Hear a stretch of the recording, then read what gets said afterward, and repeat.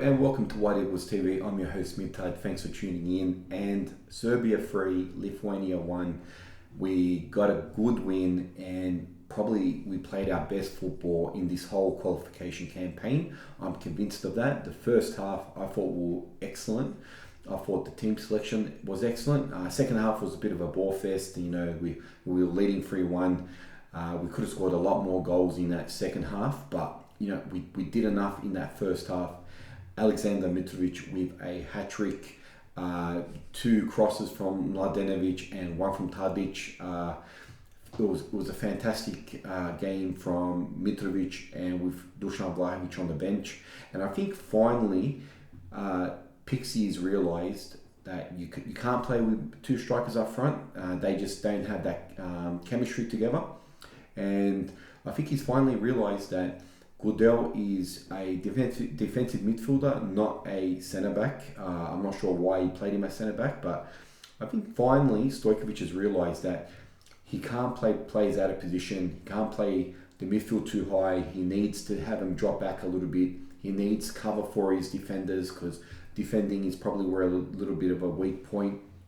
But overall, I'm hoping that this is the team he goes with. I think Mladenovic at the moment should be selected ahead of Kostic. I think that his performance against Lithuania was excellent. Zivkovic on the right ahead of Radonic. I'm not sure why he played Radonic against Hungary, but Zivkovic should have started. I believe he should start all the time. I think that should be our wingers from now on, Mladenovic and Zivkovic. Play Mitrovic up front, and then with Gudel as a holding midfielder, he obviously going to have Tadic and Milinkovic-Savic. They're going to be able to create more, which is what they should be doing. I saw this interview with Stojkovic. I just want to play a little bit of it here. Da će biti neki promjena u timu i da će biti nekih, da kažem, drugačije osmišljenih taktičkih zahtjeva. I mislim da smo sa te strane potpuno pogodili i da su igrači vezano za kompoziciju tima potpuno shvatili ulogu u timu. Tako da i ta zadnja linija je pretrpela neke korekcije, da kažem.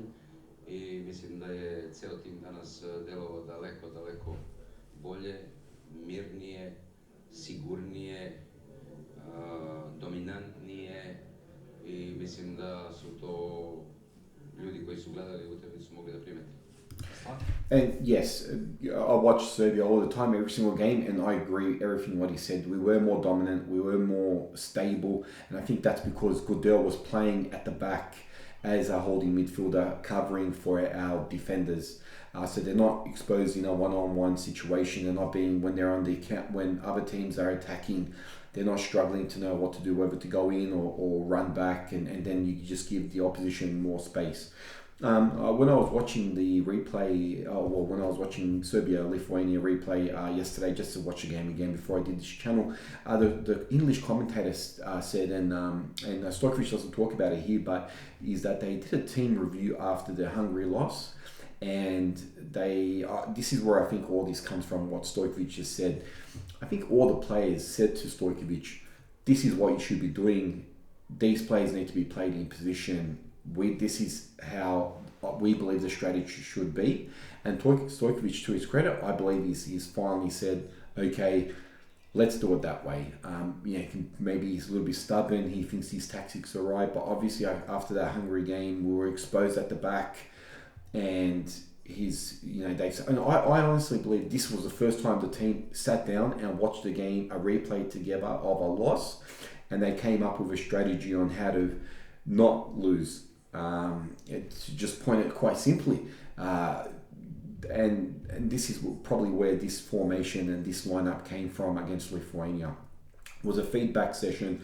Hopefully, it was honest and raw, and the players had the ability to say, no, listen, Mitrovic has to play up front on his own. He's our striker. You need to play a little bit more defensive. You need Gudel. Maybe Gudel said, don't put me in centre back anymore. Just put me in the midfield as a holding midfielder. Why am I in the centre back? And maybe that's come, Stojkovic has finally realised that that's what he needs to play. But, maybe it was just a once-off and he may go back to his own tactics.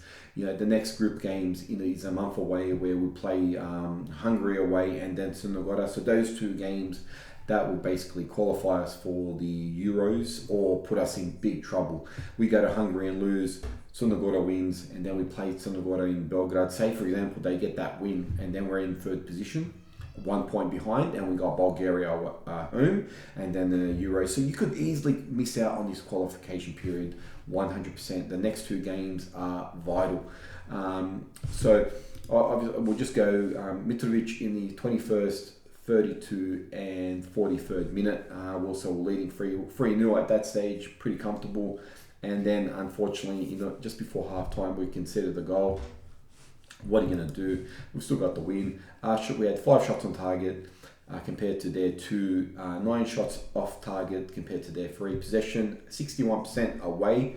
That's fantastic. And that's obviously the midfield there, working better with Goodell. Goodell's, I thought this was Goodell's probably our best game for us. Probably, I don't know when a better game he had. This was fantastic. A couple of yellow cards, who cares about that? And the way it sits right now, Hungary, we're tied with Hungary on 10, but they've got that game less. We've got 10 points. Sonogora 8, so that's what I mean. So that's what I was hoping Sonogora would draw against Bulgaria at home, but Bulgaria just terrible. They had a man advantage. They had Sonogora had a man sent off 61st minute, and they still weren't able to capitalise.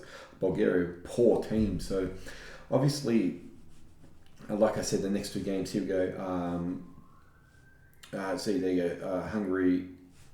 Hungary and Serbia, and then Serbia, Montenegro. So the 15th of October and the 18th of October. So by the 18th or 19th of October, wake up in the morning, we could be booking tickets to Germany for Euro 2024, our first Euro since Euro 2000.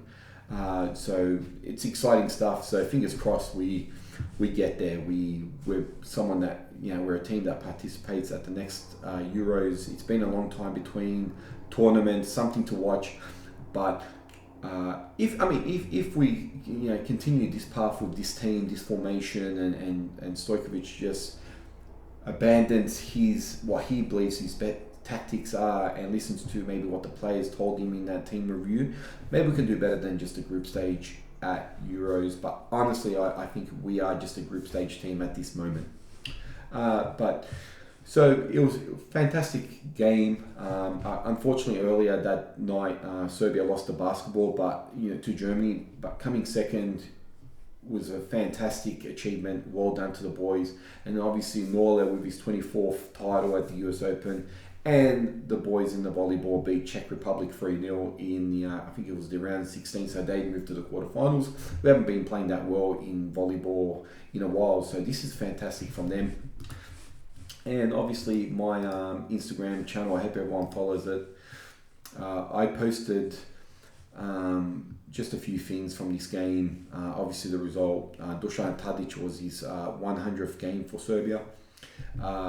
Mitrovic, that's his 3 goals for the Serb team, his hat-trick. And then, bit of Novak. It can't just be about football. Sometimes we need to celebrate the other stuff. So Novak, the great. And then Sav or Srpska Glava, I just want to show one of his great goals for us. That was from the Norway game in Euro 2000, our last qualification when we played in Euros.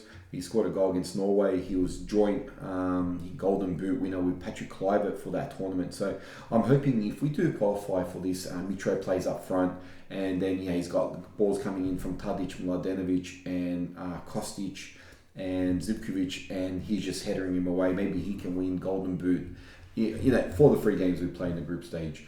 But so this is going to be my last video, probably until the qualifiers or just before the teams announce before the next round of qualifiers. Hope you like and subscribe to my channel. Let me know what you think in the comments. And and I'm obviously wearing the World Cup jersey from Qatar. Probably the worst kit we've ever had. As you can see here, that circle or whatever that is, hexagon. We've with this terrible badge. I'm not sure why they changed it again, but here we are, unfortunately. And so, I mean, if obviously we qualify for these Euros, we'll get some new jerseys. I'm hoping that we move away from Puma for the next, for the Euro 2024. I hope we go to somewhere else. I'd love maybe Hummel, Lotto, one of the smaller brands. They make some fantastic jerseys, Hummel and Lotto.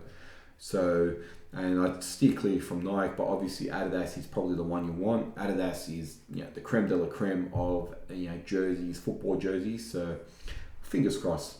Anyway, thanks for watching again, and I'll see you next time.